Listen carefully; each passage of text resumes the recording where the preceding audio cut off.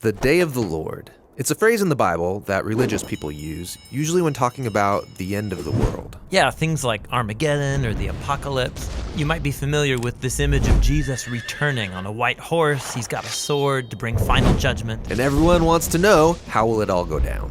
So a lot of these images come from the last book of the Bible, but to understand them, you have to go back to the first book. When the story begins, we watch God create an amazing world, and then he gives humans power to rule over it on his behalf. But the humans are tempted by this mysterious, unhuman character who offers them a promise. You could define good and evil on your own terms and put yourselves in God's place. Which is what they do.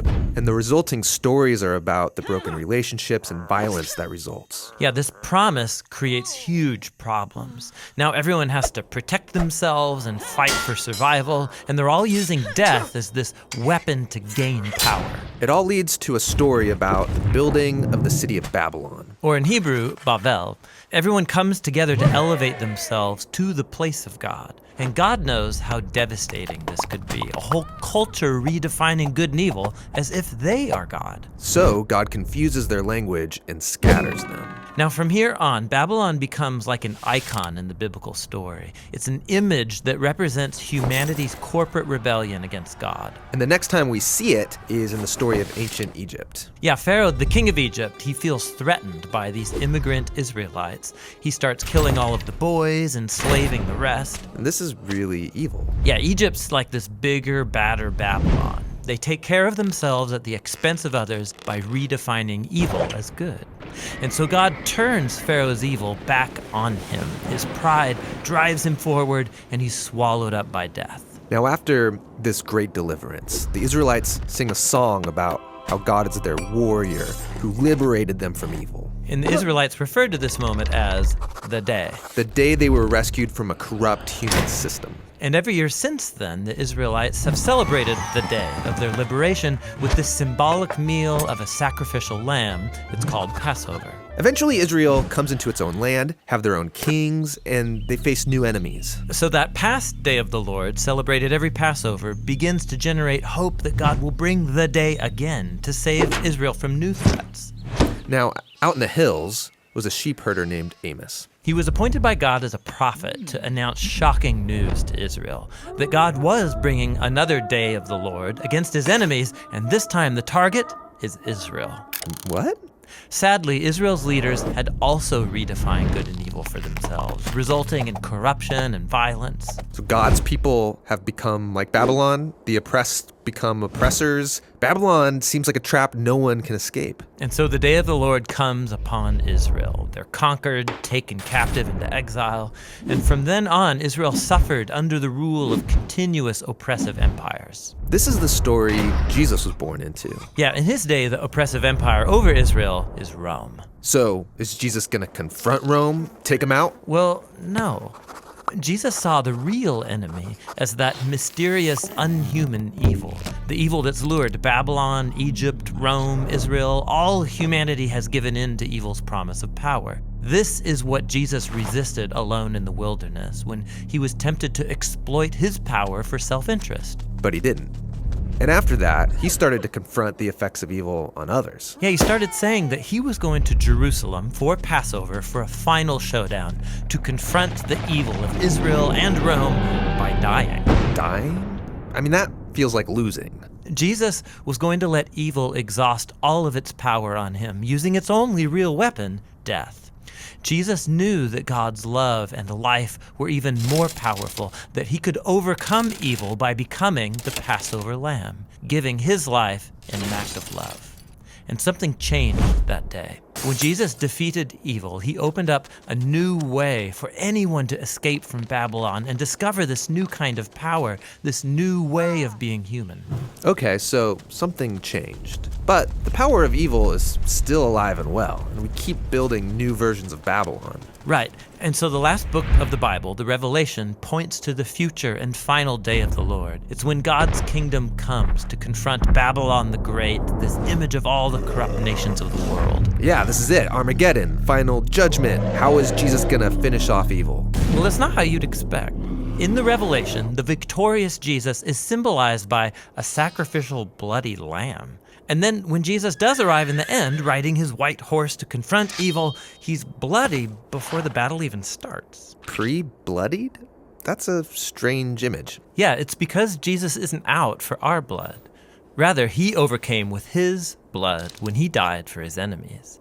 And the sword is in his mouth. It's a symbol of Jesus' authority to define good and evil and hold us accountable when he brings final justice once and for all.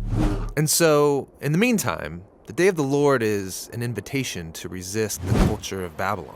And it's a promise that God will one day free our world from corruption and bring about the new things that he has in store. Thanks for watching The Bible Project. This theme video is one of many that we make, and you can watch them here on our YouTube channel or on our website. We're a nonprofit and we're crowdfunded, which means that you can help us make the next video. You can learn more and help us at thebibleproject.com.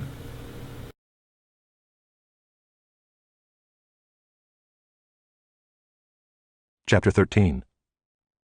The oracle concerning Babylon, which Isaiah the son of Amoz saw. On a bare hill raise a signal, cry aloud to them, wave the hand for them to enter the gates of the nobles. I myself have commanded my consecrated ones and have summoned my mighty men to execute my anger, my proudly exulting ones. The sound of a tumult is on the mountains, as of a great multitude. The sound of an uproar of kingdoms, of nations gathering together.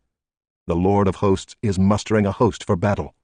They come from a distant land, from the end of the heavens, the Lord and the weapons of his indignation, to destroy the whole land. Wail, for the day of the Lord is near, as destruction from the Almighty it will come. Therefore all hands will be feeble, and every human heart will melt. They will be dismayed, pangs and agony will seize them. They will be in anguish like a woman in labor. They will look aghast at one another, their faces will be aflame.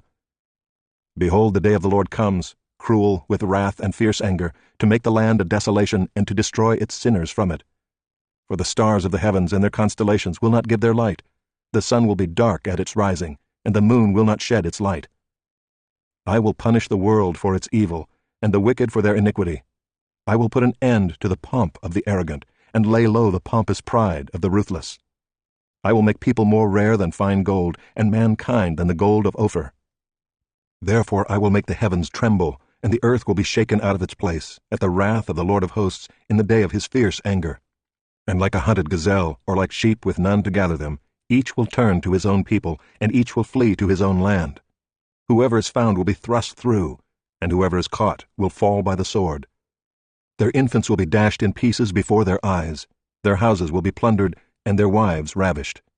Behold, I am stirring up the Medes against them, who have no regard for silver, and do not delight in gold. Their bows will slaughter the young men, they will have no mercy on the fruit of the womb, their eyes will not pity children. And Babylon, the glory of kingdoms, the splendor and pomp of the Chaldeans, will be like Sodom and Gomorrah when God overthrew them. It will never be inhabited or lived in for all generations. No Arab will pitch his tent there, no shepherds will make their flocks lie down there. But wild animals will lie down there, and their houses will be full of howling creatures. There ostriches will dwell, and there wild goats will dance. Hyenas will cry in its towers, and jackals in the pleasant palaces. Its time is close at hand, and its days will not be prolonged.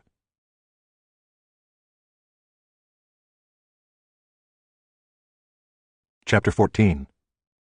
For the Lord will have compassion on Jacob, and will again choose Israel, and will set them in their own land, and sojourners will join them, and will attach themselves to the house of Jacob. And the peoples will take them and bring them to their place, and the house of Israel will possess them in the Lord's land as male and female slaves. They will take captive those who were their captors, and rule over those who oppressed them. When the Lord has given you rest from your pain and turmoil, and the hard service with which you were made to serve, you will take up this taunt against the king of Babylon. How the oppressor has ceased, the insolent fury ceased.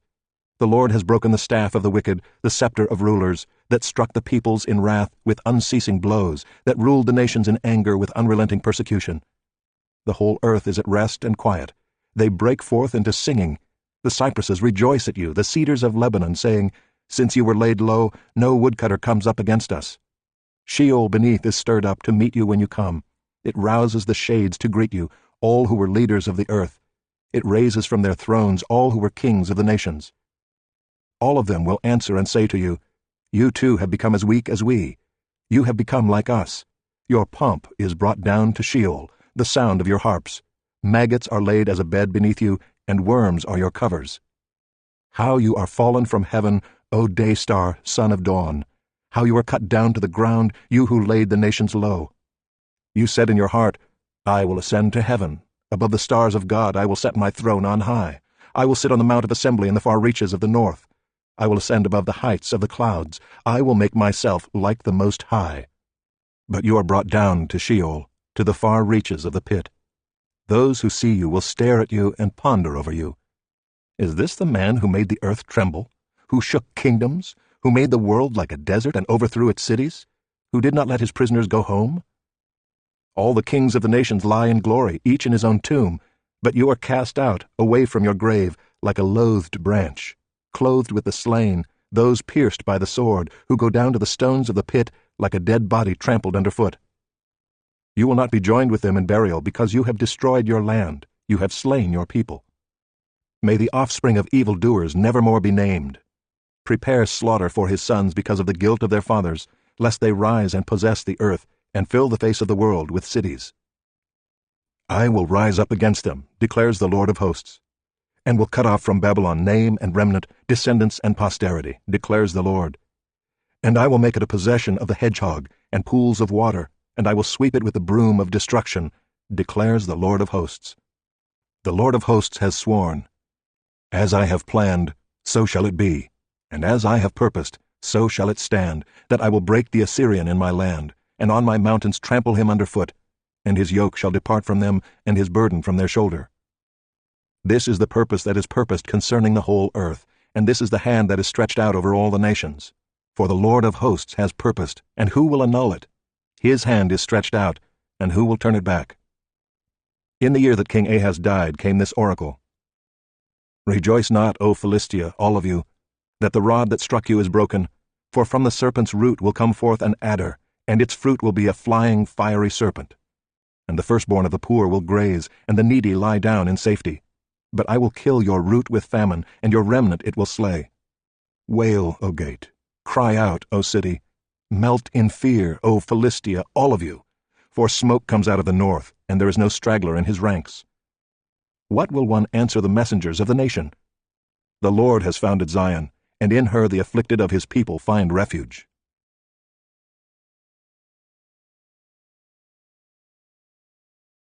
Chapter 15.